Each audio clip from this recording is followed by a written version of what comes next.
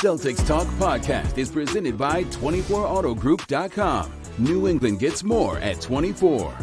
What's up, everybody? That was awesome. That was fun. Giles, I'm so with you. That was fun. As it was happening, I turned and I was like, this is the most fun. Like I am having fun. The second half, that third quarter and fourth quarter were amazing. What would you say? Did you have a feeling that – so the Boston Celtics trailed by as much as 20 tonight against the Indiana Pacers. Lifeless even to start the second half. Joe Mazzulla makes the bold decision to send in 4 new players, pretty much a line change, and Ugo Gonzalez, who was a surprise starter, I would say, for the second. Not some of us. He started the second half. He didn't start the game. Second half. He did not start the game. He started the second half. And so he rolls in an entire, essentially, bench unit. And they infuse an energy that was lacking. And the Boston Celtics trim and cobble and fight their way and ultimately win 103-95 over the Pacers. Let's just say, I'll go so far as at down 20, Joe makes the line change. Yeah. What percentage are you giving them of getting back in that game? Of winning the game? I mean, getting back into it, I thought they were always going to find a way to be competitive and walk it down to win the game at that point. I mean, even to get back in it. Like 30% probably. Okay. It was kind of like, all right, let's see what happens in these next few minutes. Yeah. And it's not like that bench unit came out and started shooting lights out. Right, they made a couple shots, but it was more so that the effort was there defensively, and they're rebounding the ball and started to make some energy plays. And very quickly, you could feel the momentum shifting, and you're like, okay, this is heading in the right direction. Odd that, usually, obviously, Jaylen Brown is the energy shifter, but boy, the bench tonight, you could feel. Are these chairs further apart than normal? It feels like my chair's in the background and you're in the foreground. What were the Patriot Talk people doing in here? I don't know. Like maybe they had a full offensive set going on. It could have been that. It could have been the Quick Snap podcast. Should we go through all the podcasts? If you're not. Seems like an opportunity to to do that. If you're listening that. to the audio version, I just looked over. Could have been the Next Bats podcast. I realized Giles is way back here. Might as well be in another building. But yeah, I wouldn't go so far as to call it the best win. Scal thought the Toronto win without JB was one of the best wins of the season. Yeah, good call. Like the most recent Toronto win, because they kind of had to find a way. It wasn't pretty at times, but you got contributions from a bunch of different dudes and found a way to win that game. Tonight it felt, again, not the prettiest game. No, by far. Kind of an understatement based on that first half, but against a team that you shouldn't have never been down 22, but you found a way, and the bench unit from Baylor Shireman taking charges and pulling up for a clutch three-pointer. Anthony Simons having a little stretch where he got hot. Luka Garza, who, as you correctly pointed out throughout the postgame show, just looked like he jumped straight out of the sauna and just started getting rebounds. He looked like he went like eight rounds in like a heavyweight fight. Like, I mean, seriously, it's unbelievable because he gives you absolutely everything he has. I'm trying to bury the lead here, but Ugo was awesome as well. He was awesome. And you found a way to at least get the baton back to the starters with, okay, we've showed you the energy this game requires, go do it. And boy, Jaylen Brown takes him to the finish line. 7th straight game with 30-plus points. Entering rarefied air, now tied with Paul Pierce for the second longest streak in team history, with a chance to catch 85 Bird, which, like, anytime you bring up 85 Bird is just like a different planet. And he went 9 straight. 9 straight. So Jaylen, if Jaylen goes for 30 on Friday in Indiana, he will have a chance to tie Bird in Portland on Sunday night. So where do you want to start? You got a headline for me? Sure. And by the way, I said it's like the most. You're saying it's not the best win given the opponent and whatever. The most else. fun by far. It's fun if you had to suffer through the first 27 minutes and then got the payoff of the last 21. You know what I mean? Like you have to commit to the first 27 minutes and watching them go down by 20 and saying, like, are the Pacers ever going to miss a three? The answer is yes. They went 1 for 20 in the second half. You had to get through that to get through the next 21 minutes, and that was what made it as enjoyable as it did. My headline, The Bench Who Saved Christmas. Yes! Oh, Giles, so The Bench Who Saved Christmas. So because headline of the year.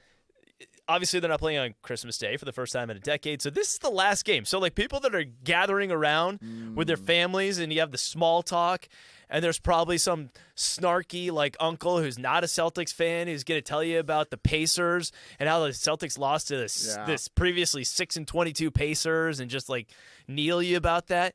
It's okay. The bench took care of you. The bench saved Christmas. They came in. They were there for that 6-minute, and Ugo obviously stayed out there, but that 6-minute run from like the 9.5 minute to 3:30 mark of that third quarter, came in, got the lead from 20. I guess it was 10 when they came out, but they got it within 6, and they really changed the energy of the game. I love it. You are so it is so true. I hadn't even considered the questions I would be fielding at the dinner table throughout Christmas week. You know, because invariably the questions are all the same now. It's like, well, you know, when is Tatum coming back? Are you surprised that they've been this good? But then if they lost this one, it'd be like, well, but they can't beat the Nets or the Pacers or the Jazz. Like how serious should we take this team? And now we saw again, like it's not always going to be pretty. This is part of the way it's going to be this year. Is that some nights you got to find a little something. And I'll admit, I did. If you had told me before the season that you were going to have a night where Joe's going to pull Derek and Peyton and Jalen, and you're going to find a way to come back. If they come back from 20 points down, I'd be like, not sure I see the roadmap. Nope. But evidently the roadmap is they've got a bunch of hungry dudes who, like Garza for not playing for a month, Simons, who's probably, you know, is had a pretty good stretch here. And I thought that was the most comfortable the offense operated with Anthony Simons on the floor in a long time. And almost out of necessity. Yeah, you know? But maybe that's how that works. Sometimes you find a little something in these games, and I do wonder, like, you start thinking, okay, what do you take forward? And I think we know, like, Jalen being awesome when they needed him to be awesome is good. Ugo continues to do like a million things. I'm trying to wait as long as possible to get into it. And but maybe like Simons just says like, oh, okay, when I'm out there with that group, and now they've done a good job. They've tried to have like one of Peyton or Derek or Jalen out there with that bench group. But maybe there's just times where Anthony Simon has to be the guy, and maybe a little bit more like he's used to, and he's just like he can be a focal point. But I just thought that group. It wasn't always perfect. They certainly didn't shoot like lights out, but like you said, they just found a way. And like it was all the gritty stuff to me. Shireman taking the charge, Ugo taking a charge, the winning play. It was almost Marcus Smart-like. And you could just feel the entire building was starting to buzz. Chisholm's up and fired up at every play. Like you just knew this. They'd given the team a chance by the time the starters rolled back in. And two things. Joe deserves all the credit because there's only so many times you can play that wild card during a season where you're like, starters, go to your room. Because guys can check out or, you know, like okay, coach is throwing another fit. They knew they weren't playing to an acceptable level, but even better, the bench was like, okay, we need to rescue this thing. And they go in there. And Joe had the presence of mind at the end of the third quarter. Like, far be it from me to fault Brad Stevens. There was a lot of these back in the day, and it sometimes felt like Brad wanted to give the bench every opportunity to finish what they started. So they would start chipping away at leads, but they couldn't quite get over the hump. And then Brad would be like just a possession or two too late about getting the starters back in there. Joe wasn't messing around, getting them back in there with a couple minutes to go, right? And, you know, allowing them to get the last chip away at that last 10. And it just... Another little check in the Joe Mazzulla. Hey, remember me when you're starting to think about Coach of the Year. I know we're a long ways away, but he's pushing all the right buttons. 200th career win too for Joe Mazzulla. Did you know? So I think he's the 8th Celtics coach. They've only had 19 coaches, and by like this year he'll pass. I think Bill Fitch will be the next one, and by like. The early next season, he'll be up in rarefied air, where it's like Brad, Casey Jones, Red, Doc Rivers. That might be it. Okay. Top 6, like something like that. Wow. It's crazy. Like it feels like Joe just took over. They've won a lot of games. They've won a lot of games. Won a lot of games since the 2023 season. So, But yeah, they've won a lot of games. I don't know if all of them were as fun or as invigorating as this one, especially going into a 3-day break. And one more note, just that on the second half and when the bench came in, the way they started to rebound the ball or attack the basketball, it felt like every single miss, and they did miss a lot of shots, but every single miss felt like the Celtics got their hand on the basketball. Yep. Like it felt Luka Garza at times had no chance of gathering the ball, but would throw his body and just bat it in a direction. He wasn't the only one. You saw Ugo doing that. You saw like Sam Hauser. Peyton Pritchard, when he came back into the game, was doing a lot of that in the fourth quarter. The way they rebounded the ball as aggressively as they did, like that was part of the fun of it for me. I mean, they were high pointing the ball on the defensive end. It just the energy completely just went in the other direction. And they even started to get whistles. Like they would start calling some stuff on the floor. Guards are trying to fight for position, and someone would be swooping in. They'd finally get the whistle, and those whistles help because they got some free throws out of it in that fourth quarter. So a reminder of how hard you have to play, how hard they have to work just to make up for the size they're giving up, even against a team that was fairly undersized in its own right. Yeah, just loved everything about it. All right, so what's your headline? All right, so you've held me down for 10 minutes. And it was very difficult not to make this the start. I need to talk to our production people. If you're watching on the video feed, I have Derek White behind me, and I am perfectly fine with that. But I do believe it's time that we find an Ugo Gonzalez image to put behind me because I cannot do the Mariah Carey, but all I want for Christmas is Ugo. So he has been... I don't know what the right adjective is. Otherworldly is probably the closest I can get to it in this stretch. Obviously, this is now 3 games in a row that he's won the Tommy Award, which on its own, an accomplishment. But the plus-minus numbers have been off the charts. The hustle has been immeasurable. I sat down today to start plucking some of my favorite numbers. He was already the top rookie for plus-minus. And that number will now jump, what was it, plus 21 tonight? It'll now spike to plus 132 on the season, I believe. No one else was over 90, I believe. And I've run out of adjectives to describe just how impactful Ugo Gonzalez has been on the floor. I try, like, I know it's become a little bit of a joke, but if you take a step back and think this 19-year-old, what he is doing in this stretch, and not unlike what Jordan Walsh did for a prolonged stretch when he first kicked down that door, not unlike what Minot kind of gave him early in the year. All these wings are having stretches where it's like, we're just going to influence winning in the best way possible. Yep. But only one of them is 19 years old, and only one of them is trending towards something real fun in the future. And so, can you just at least justify for me my Ugo? No. And I like to give you a hard time about your affinity for Ugo Gonzalez because of what we've seen in the past with your love for Rob Williams. Finds his name onto this podcast now that I brought it in. Ugo talk. But he's been phenomenal. And I think that something that's worth pointing out is that what they're asking him to do, he's fully capable of, and he's excelling at it. They're not asking him to go out there and be the focal point offensively on certain possessions. It's so just, true. But he is taking on the role and just excelled at it. And he's making plays on both ends of the floor.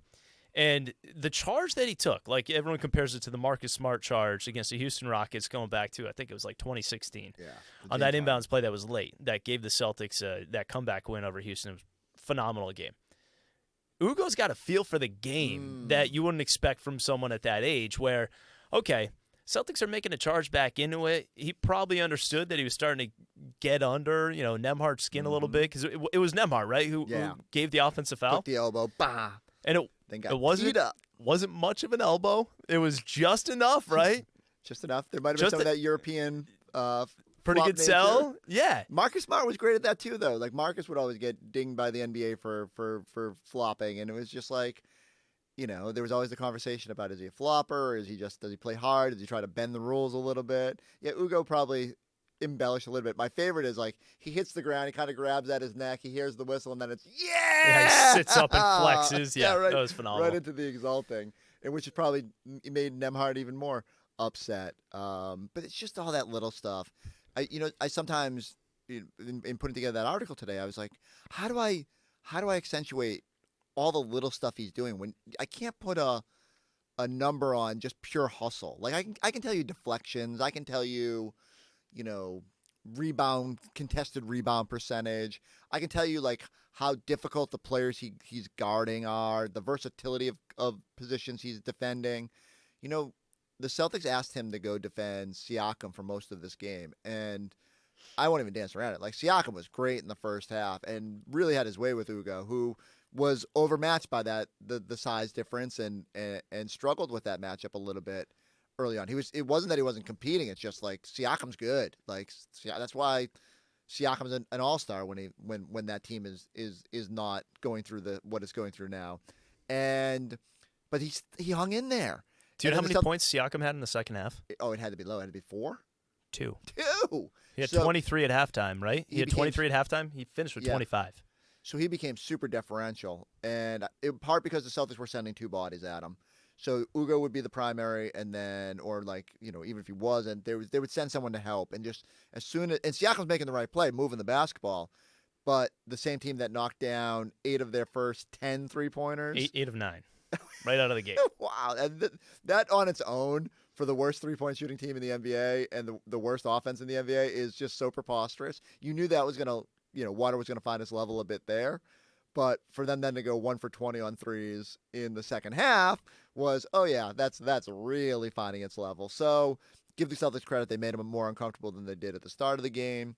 But I just have a real affinity for, on a night, especially you don't have Jordan Walsh, who is, even in his short time of ascension this season, has really established himself as sort of the guy that can take on a challenge like Siakam, who can play some small ball, big minutes for you, who can be the guy flying around and making good things happen. When you don't have him, Ugo really had to even just at least give you even more, or like a longer duration. And so for him to play 37 minutes, a team high, to play almost the entire second half, he got subbed out for like 2 possessions on the in the late sequence there. I started wondering like why Joe even subbed him out only to put him back in. Maybe to get the ovation. Maybe he had planned to just sub in other guys and then realized like they took someone important came out. He was like, yeah, you go back in. But man, doesn't look like a 19-year-old. No, does not look like a 19-year-old. Career high 37 minutes, plus 21.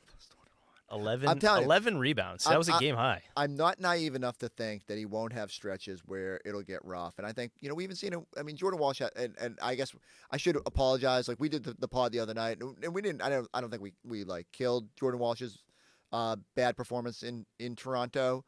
Only to find out later that Joe had said that it was illness related, and that was part of the reason he didn't get back in the game. And someone explains, like, Jordan Walsh did not look like himself, and then sits out tonight, so you kind of understand that it was affecting him there. But, these guys are going to have there'll be games where they go back to they're not going to be perfect. But like, the more good games you stack, the more the confidence grows, the more you look ready for the future. And man, between Shireman, Ugo, and Walsh, and if Minot can kind of find a little bit more consistency, 4 guys that I came into the season going, we'll see. Yeah. And I was more optimistic on some of them than others.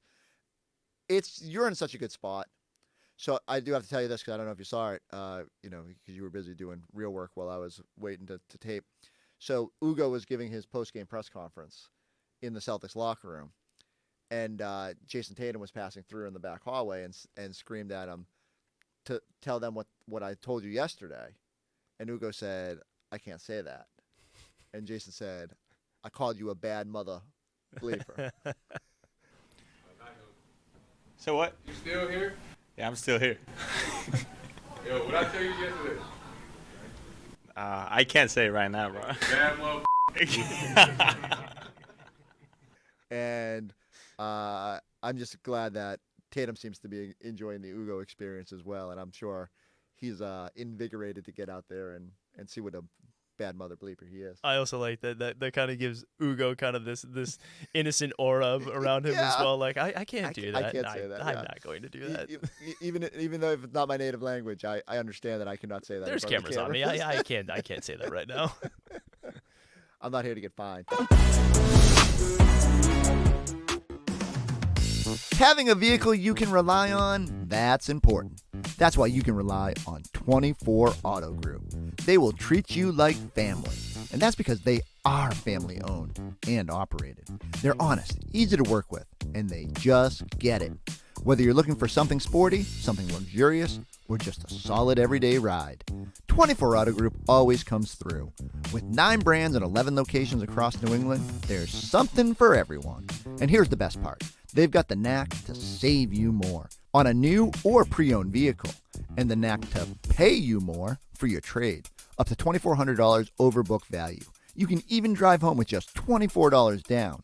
So if you want the best deal without the runaround, go see my guys at 24 Auto Group, because you always get more at 24. Online at 24autogroup.com.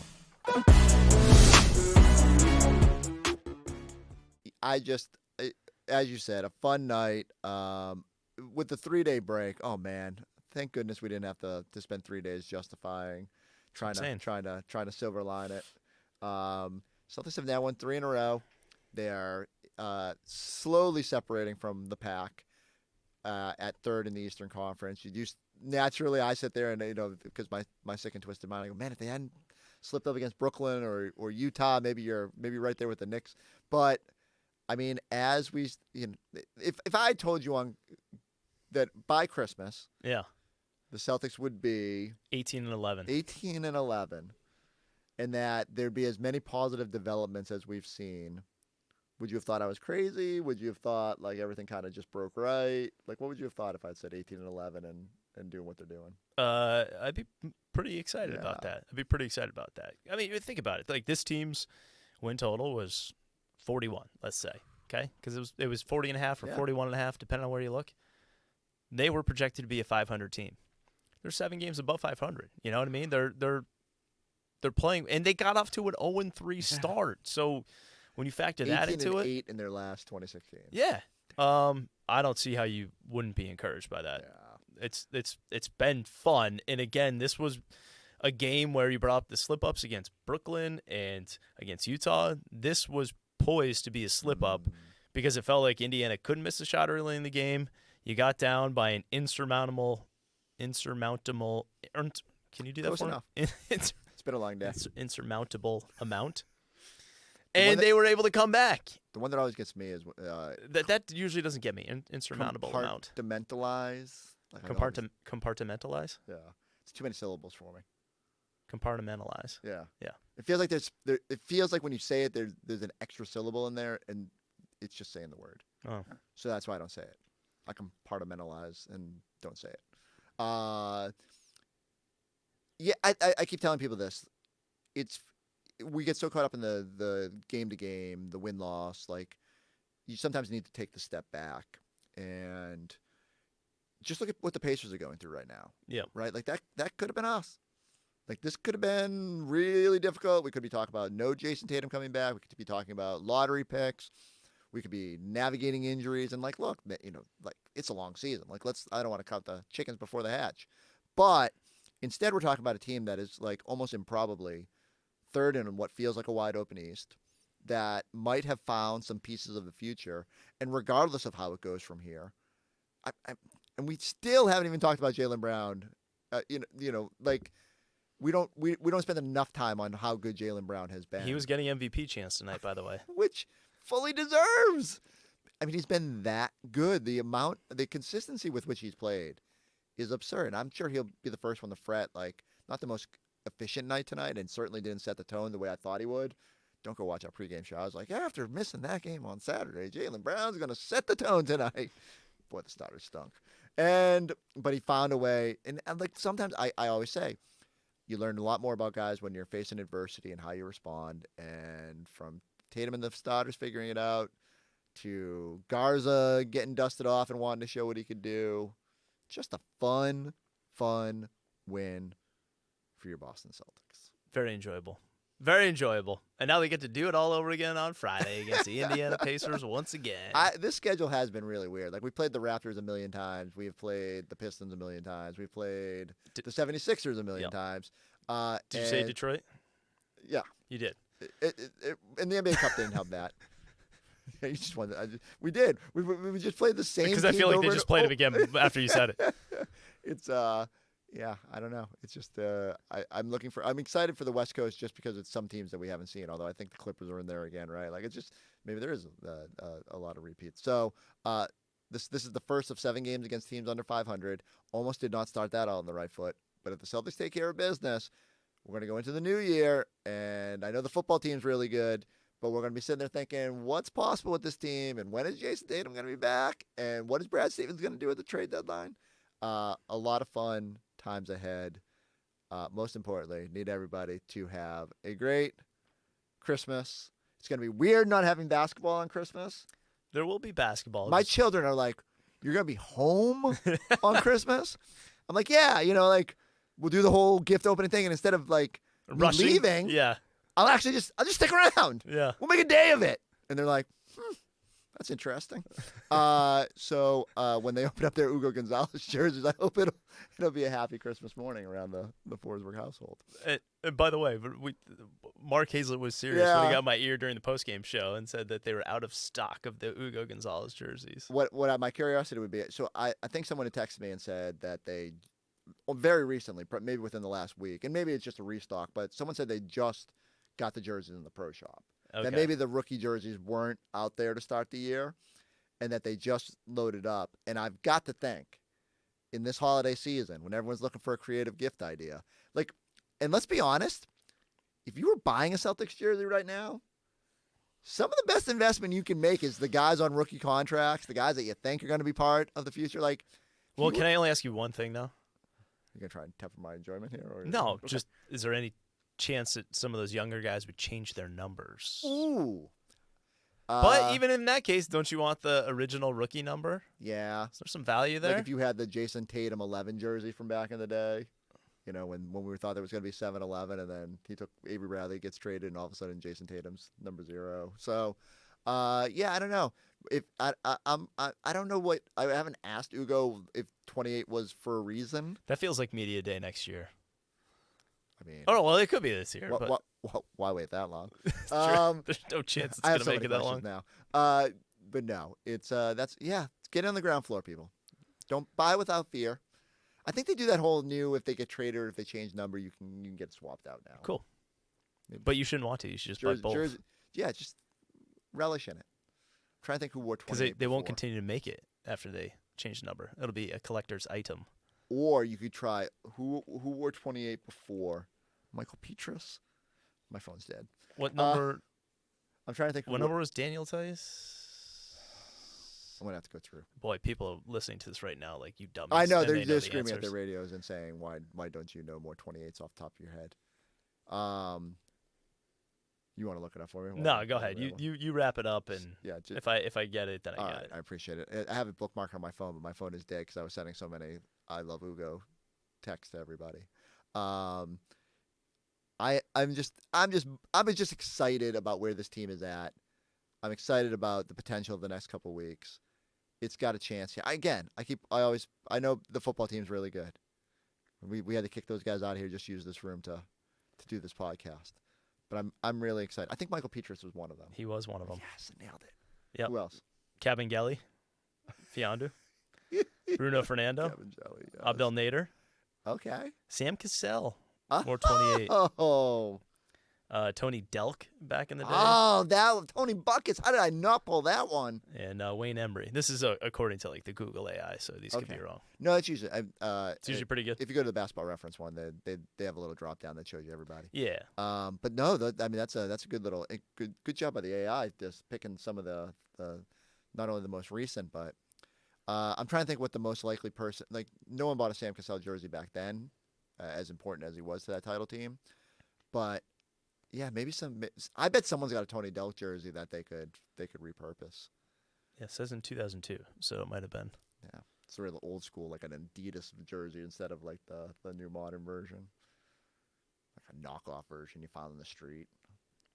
Well, I'm going to go get a real Ugo jersey. He also wore number 7, so there was a Tony Delcourt 28 and 7, it says. Anyways, you were wishing everyone a Merry Christmas. I was wishing everybody a Merry Christmas. I try not to get too sentimental here. Usually I save it for the end of the season, but invariably on Christmas I do try to take a great appreciation for those that listen, those that watch, those that relentlessly tease us on the comments. It does mean the world, and it's great when the games are fun and you guys watch, and you know what? Your feedback is always appreciated. So go like, go subscribe, go check us out on the YouTube page.